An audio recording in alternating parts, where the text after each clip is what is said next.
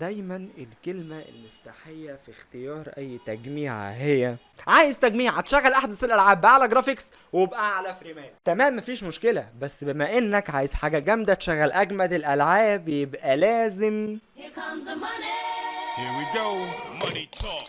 Here comes the money. Money, money, money. لا، المبدأ ده مش عندي هنا، مش عند الكمبيوترانجي. يعني ايه؟ يعني ببساطة انا جاي لك باجمد كيسة العاب. بكام يعني؟ اكيد غالية. لا، السعر ممكن يكون 3000 جنيه، اقل من 3000 جنيه في الرينج ده. اتش بي لايت ديسك 705 جي 1 استيراد. لا يا عم فكك منه، ده بيتقال عليه سيبك من كل اللي بيتقال، انت يهمك الاداء وان الكيسه تديك اللي انت عايزه. فوق كل ده انت واحد عارف بتختاري وفاهم يعني ايه استيراد وتجميع، وعارف عيوب ومميزات كل حاجه فيهم. ده لو انت بتفولو الكمبيوترانجي يبقى انت اكيد عارف طبعا. خلينا نبص على امكانيات الكيسه، بس قبلها انزل اعمل لايك للفيديو واشتراك في القناه عشان اول ما انزل فيديو جديد تكون انت اول واحد مستفاد بالمعلومات اللي فيه. عندك بروسيسور اي ام دي A10 برو واللي بيجي بتردد 3.5 جيجا هرتز، بروسيسور 4 انويه واربع مسارات. معلومه على الماشي، حاليا 4 انويه في البروسيسور ما بقاش مناسب بشكل او باخر للالعاب، بس الكلام ده بالنسبه للالعاب الحديثه جدا، الحديثه فشخ، الحديثه من الاخر. عشان بس ما تجيش تقول لي دلوقتي طب ما انت جايب بروسيسور رباعي انويه وجاي تقول عليه كيسه العاب. مفيش الكلام ده.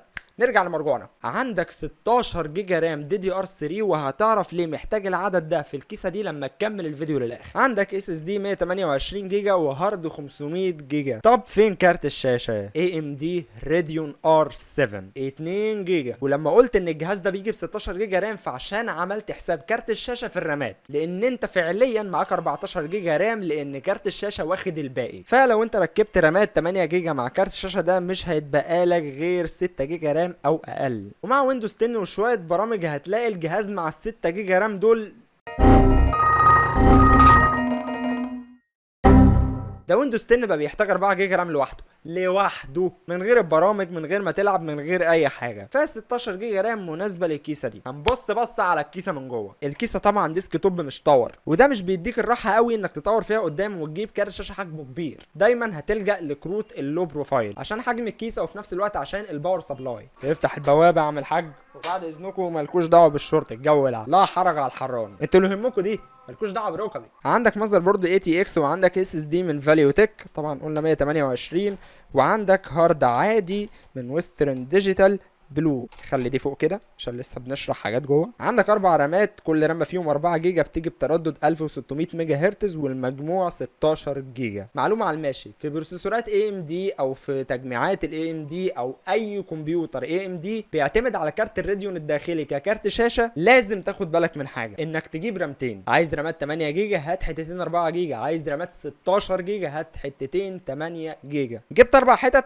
مفيش مشكله، لان كارت الشاشه الداخلي بيستفاد بالدول تشانل، وبيوصل فرق الاداء بين الجهاز اللي برامه قطعه واحده والجهاز اللي بقطعتين لنص الاداء. نرجع لقلب الكيسه، عندك التبريد الجامد للبروسيسور اللي يستاهل يتقال عليه جامد، التبريد مش البروسيسور. عندك باور سبلاي 240 واط، عندك مداخل بي سي اي اكسبريس جين 3، وعندك مدخل ساتا 3، وعندك مدخلين ساتا 2. شفنا قلب الكيسه من جوه، نبص عليها من بره. عندك مدخلين للماوس والكيبورد البي اس 2 اللي عفى عنهم الزمن، مفيش مره كنت اركب الكيبورد الا مسنون وتتنى وتتكسر مني. عندك 6 مداخل يو اس بي 2، 4 ورا و2 قدام، وعندك 4 مداخل يو اس بي 3، 2 ورا و2 قدام.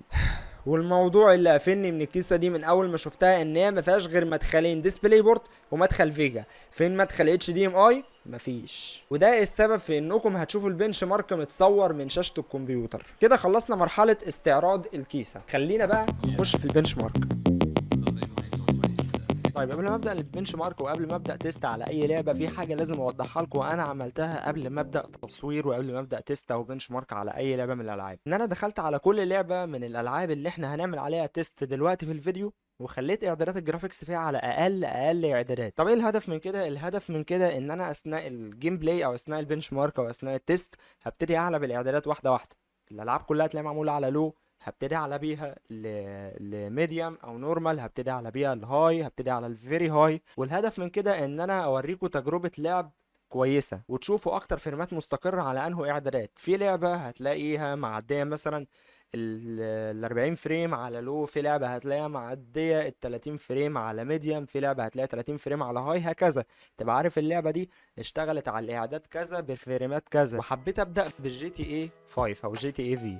نبص بصه كده على اعدادات اللعبة شغالة على دايركت اكس 11، شغالة على ريزولوشن 1080، وكل الاعدادات معمولة على نورمال، مش معمولة على لو. ليه؟ لان ببساطة اللعبة دي ما فيهاش لو، هو اقل حاجة فيها هي النورمال.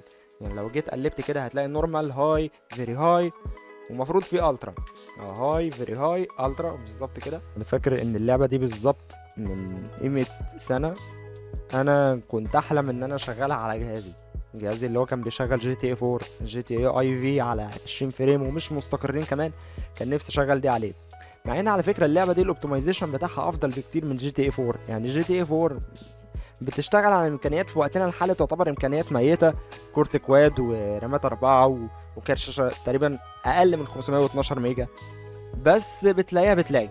حتى لو الجهاز عالي هتلاقيها بتلاج، وده بسبب الاوبتمايزيشن بتاع اللعبه نفسها. ما كانش حلو في وقت نزولها ولا حتى دلوقتي، وطبعا هي كانت ساقطه في تاريخ روك ستار، فما فكرتش ان هي تحل المشكله دي.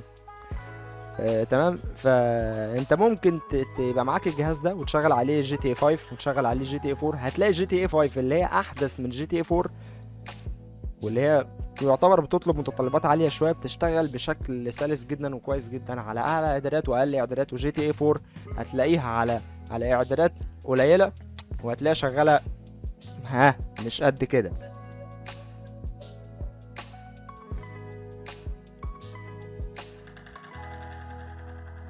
ولا اقول لك لا استنى، انا مش هضربك، مش هكرر نفس الغلطه اهو، مش هضربك، مش هكرر نفس الغلطه. ده بره بس ثواني كده. هي دي عربيه تزعلي عليها يا شيخه؟ ايه ده؟ احنا بس عايزين نروح نعمل نوش في قلب لوس سانتوس نفسها. ده اللي هيبين بقى قوه الجهاز. كارت الشاشه، يعني كارت الشاشه دلوقتي مستخدم 1 جيجا و500 ميجا في الحدود دي، واللعبه شغاله مستقره. يعني انا مش شايف في دروب فريم. اللعبه شغاله بمتوسط 25 فريم 23 فريم، وده كويس. واحيانا بتوصل ل 30 بس على حسب ظروف اللعبه. طبعا انتوا ممكن انتوا مستمعين صوت اللعبه، لان انا حاليا يعني انا بصور بالتليفون، ما بصورش بالكابتشر كارد، وده لسبب معين. يعني ما بصورش بالكابتشر كارد لان ده بسبب ان الكابتشر كارد ما فيهاش غير مدخل اتش دي ام اي، والكيسه دي للاسف ما فيهاش مدخل اتش دي ام اي، فانا مضطر ان انا استخدم الطريقه دي. فطبعا مش هتلاقي في صوت للعبه بالنسبه ليك كمتفرج. اديها، انا فرقها بعيد عني والنبي. اديها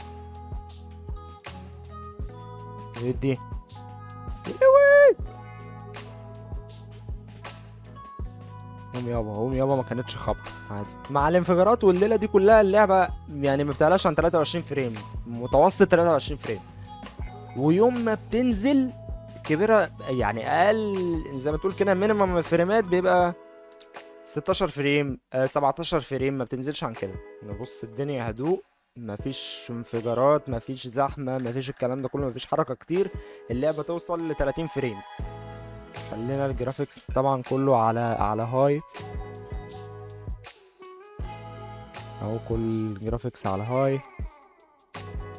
مش واخدين من يعني احنا واخدين معظم الفي رام. فاللعبه هنا متوسط شغال على 15 فريم 16 فريم. والله انا شايف ان انت تخليك في الاعدادات اللي هي النورمال عادي. اللعبه دي لو كان فيها لو على فكره كانت هتشتغل احسن من كده، لكن كده دي مش تجربه مريحه خالص. انا مش مرتاح مثلا ان انا العب على اقل من 20 فريم. هو المفروض المينيمم بتاع اي لعبه عشان تاخد تجربه لعبه كويسه انك تلعب على 30 فريم ويكونوا ثابتين، لا في دروب فريم ولا يكونوا مثلا بينزلوا فجاه ل 20 اللي هو دروب فريم وبعد كده يطلعوا 30. لا 30 ثابتين. انما اقل من كده تجربه اللعب زي ما انت شايف هتكون حاجه فاقعه يعني.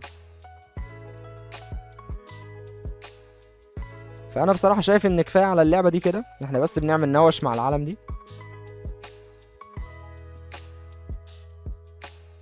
خلصنا اول لعبه، نخش في التقيل بقى والالعاب اللي انا ما بفضلهاش بصراحه، وهتعرفوا ليه لو كملت في اللعبه دي. اوت لاست 2 الاعدادات دلوقتي كلها معموله على فيري لو، كل حاجه تمام. اللعبه شغاله على دايركت اكس 11، شغاله على ريزولوشن 1080، و نخش نشوف تجربة اللعب، خليها انسين بقى، ايزي ايه وبتاع، احنا بتوع الكلام ده. بداية غير مبشرة اطلاقا بالنسبة للعبة نفسها، ان هي لعبة رعب طبيعي، نفس الاجواء، طرقة ضلمة، دولاب بيتفتح لوحده، اجي ابص الاقي حد بيجري عليا، مين الحاج ده وانا مينفعش اجري؟ كابتن. اوكي لا ننزل طيب ولا ايه؟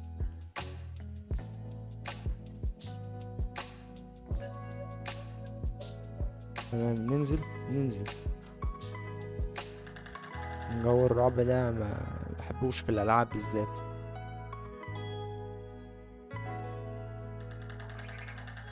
تمام، يعني هيكون مين اللي في المكان زي ده؟ هيفتح يا عم؟ مقفول؟ اذا ما الحل وما العمل. كاميرا بتفضى، معيش بطاريات، البطاريات بتفضى وانا معيش بطاريات. انا بفكركم بس بعد اللعبكه دي كلها ان احنا بنلعب على فيري لو. الله، استخبى، لا يبقى شكل فيها بلوى. سخيف. ماشي، احنا لحد دلوقتي متوسط الفريمات 30 فريم على اقل اعدادات بالنسبه للعبه دي. هنعلي دلوقتي الاعدادات واحده واحده لحد ما نشوف انواع اعدادات فيهم هتضمن لنا استقرار في اللعب باعلى فريمات ممكنه. خليها مثلا، هي كانت فيري لو، هنتخطى اللو، هنخليها ميديم، هنخلي كل حاجه ميديم ونشوف اللعبه هتوصل لفين. اللعبه ما زالت 30 فريم بعد ما وصلنا للميديم، او بالنسبه للنورمال يعني، اللي هي الاعدادات اللي في النص، لا هي عاليه قوي ولا هي قليله قوي. تمام، كويس جدا. بس هل الكلام دوت مستمر لما نطلع بره؟ لا، لما بنطلع بره الفريمات بتنزل.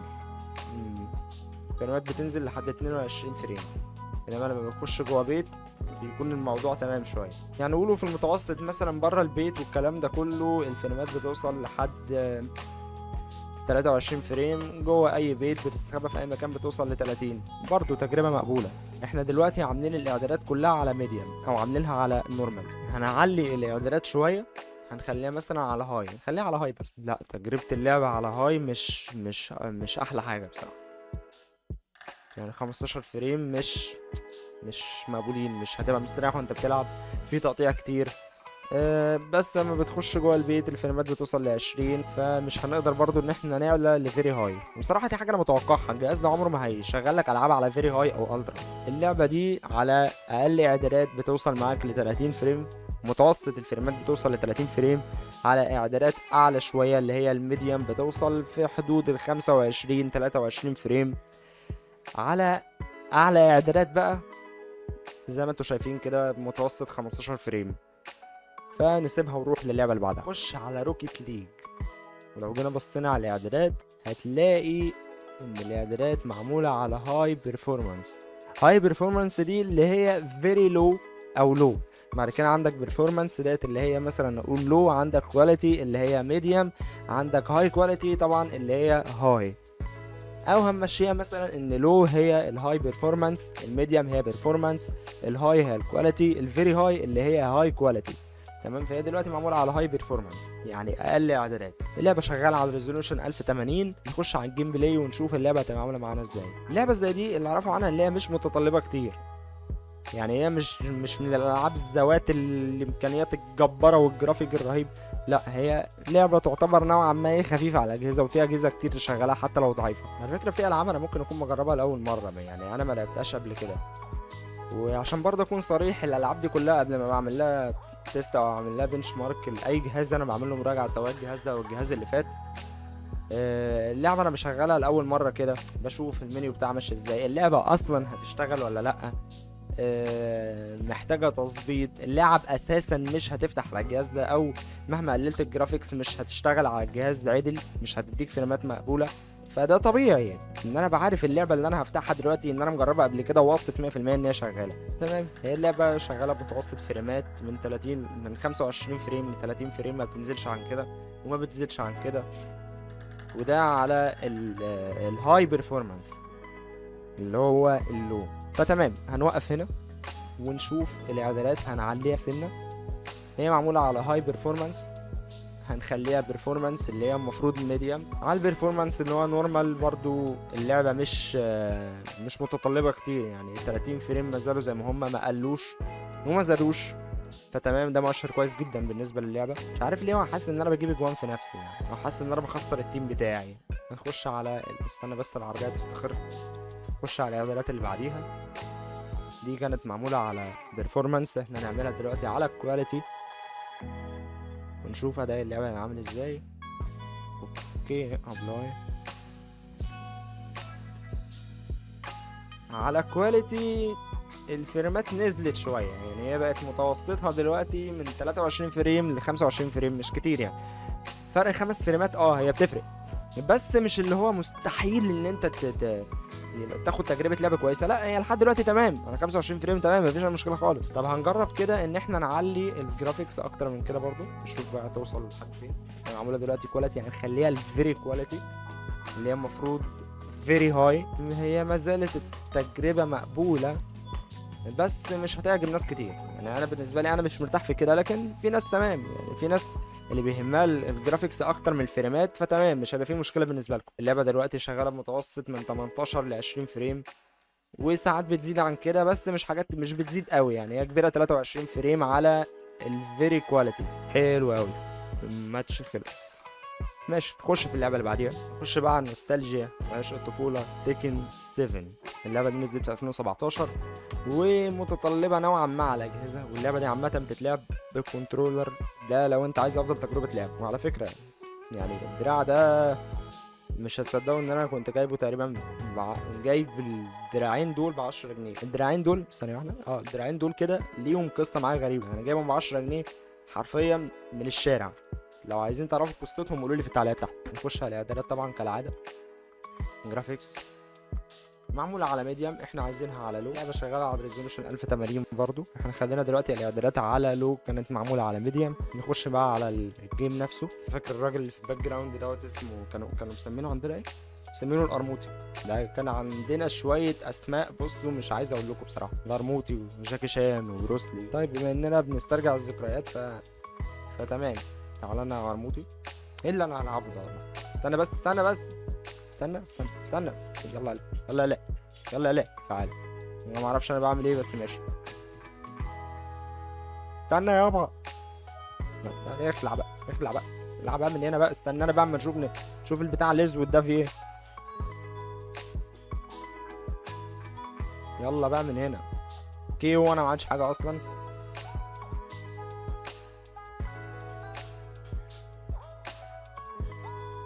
اوكي، اللعبه شغاله بمتوسط 45 فريم على اقل اعدادات. ده حاجه كويسه. بجد الضرب بس ولا ايه؟ ما هي لازم يبقى في رد فعل عشان ما يقولوش مكوسينها كده. ايه اللي اتقلب؟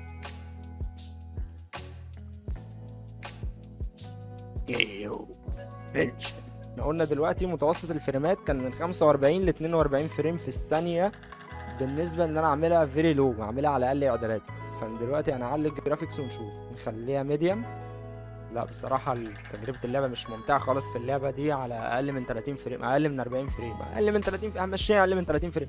هي من متوسط 20 فريم ل 18 فريم، ما بتقلش عن كده. بس مش شايف ان هي تجربه حلوه بالنسبه للعبه دي. الالعاب اللي هي فيها حركه كتير زي الالعاب دي، او العاب الاركيد عامه اللي زي نوعيه اللعبه دي، تيكن 7 ومورتال كومبات والحاجات دي، مش حلوه فيها خالص ان انت تلعبها على اقل من 30 فريم.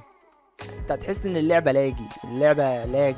هي عبارة عن لاج مش لعبة. أداء اللعبة دي عامل ازاي وعلى أنهي إعدادات؟ على أقل إعدادات اللعبة متوسط من 45 ل 40 فريم، ما بتنزلش عن كده. أما بالنسبة للميديم فاللعبة من 20 ل 18 فريم، ما بتقلش عن كده وما بتعلاش عن كده. نخش على اللعبة اللي بعديها. نخش دلوقتي على واتش دوجز. هنيجي نبص على الجرافيكس كواليتي، هتلاقي إن هي كلها معمولة على لو.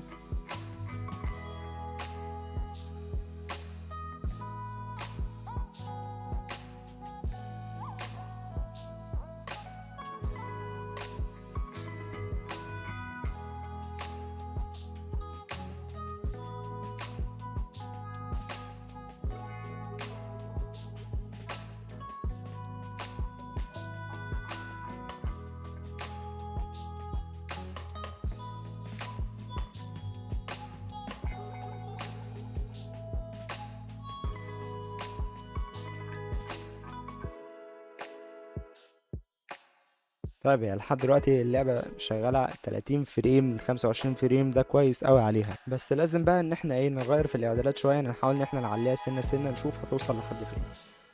يعني هي دلوقتي معمولة على لو، نخليها مثلا على ميديوم ابلاي.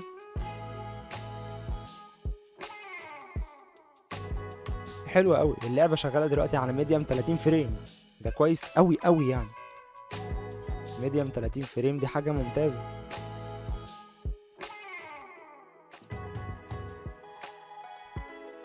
خش في اللعبه اللي بعدها، نروح لبيس 2021 ولازم نختم بيها، ولازم اعمل الموضوع ده في كل مراجعه، لان في ناس بتبقى هدفها الاساسي ان هي تجيب جهاز يكون بيشغل بيس 21 22، مع ان ممكن تكون الالعاب دي مش متطلبه. ولكن انا هنا لما بشتغل على لعبه او بعمل مراجعه على لعبه، مش عشان هي متطلبه فتختبر لي الجهاز، لا. معظم الالعاب ساعات بيبقى بسبب ان في ناس بيبقوا غاويين اللعب دي، لكن بيبقى في لعبتين في النص كده بيبقوا تقال قوي، دول لازم يتعملوا بنش مارك وبيتقاس بيهم اداء الجهاز. نخش على اعدادات بيس ونشوف معموله على كام. هنلاقي ان اللعبه معموله على ميديوم، انا هخليها على لو ونشوف اللعبه هتدينا كام فريم في الثانيه. بس هنا ممكن تكون اللعبه متطلبه شويه على الكارت ده بالنسبه اللي هو كارت داخلي يعني.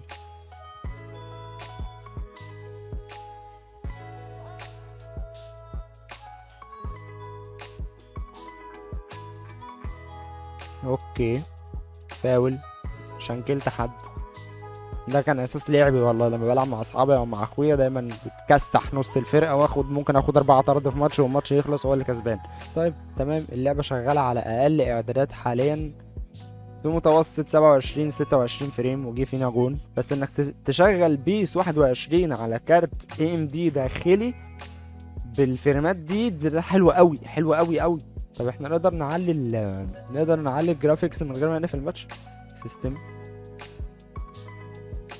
لا، الموضوع ما ينفعش، احنا لازم نرجع وبعد كده نعلي. بس عامة متوقعة قوي لو هي اللعبة شغالة في حدود ال 27 او ال 26 او 25 فريم، ممكن لو علينا لميديوم اللعبة تشتغل في حدود ال 20 فريم. وزي ما انا ما قلت، الالعاب اللي هي فيها حركة كتير مش هيبقى حلو خالص ان انت تلعب على 20 فريم. خليها على ميديوم، مفيش اي مشكلة خالص.